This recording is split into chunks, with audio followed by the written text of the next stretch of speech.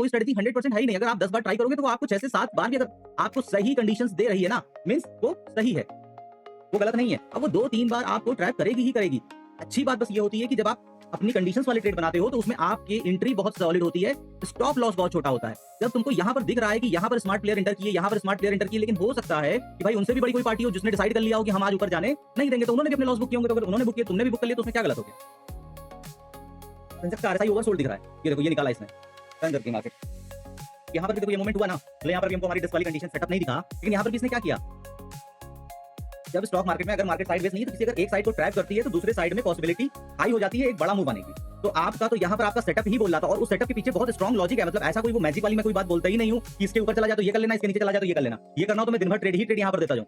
ठीक, उसके पीछे एक साइकोलॉजिकल कंडीशन होती है, एक लॉजिक होता है, जो कि मैं तुम लोगों को एक्सप्लेन करता हूँ। ठीक, तो जब यहाँ पर हमारा डिस्क वाला सेटअप बना, उसके पीछे कोई एक नंबर है जो आपको वेरीफाई कर रहा है कि नहीं, तुम्हारा ये डिसीजन गलत नहीं है।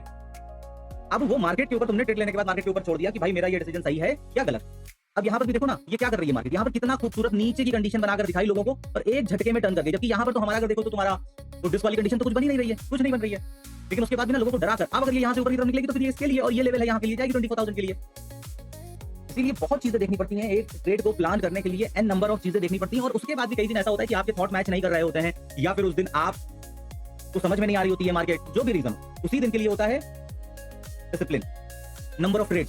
आप डेली ओवर ट्रेडिंग नहीं, कोई नहीं डेली ओवर ट्रेडिंग करता है। डिसिप्लिन आपको किस लिए होती है? इसीलिए होती है। डेली ओवर ट्रेडिंग कोई डेली 20 ट्रेड मारता ही नहीं होगा, कोई नहीं मारता होगा। लेकिन जब वो आपका बैक टू बैक एक दिन लॉस, 2 दिन लॉस, तीसरे दिन एट पार, फिर चौथे दिन लॉस, जब ऐसा होता है तो फिर एक दिन आपकी सटकती है और फिर उस दिन आप वारा न्यारा कर देते हो। तो उसी वारे न्यारे के लिए डिसिप्लिन होती है कि भाई ठीक है, आप इसको एक प्रोसेस की तरह लो।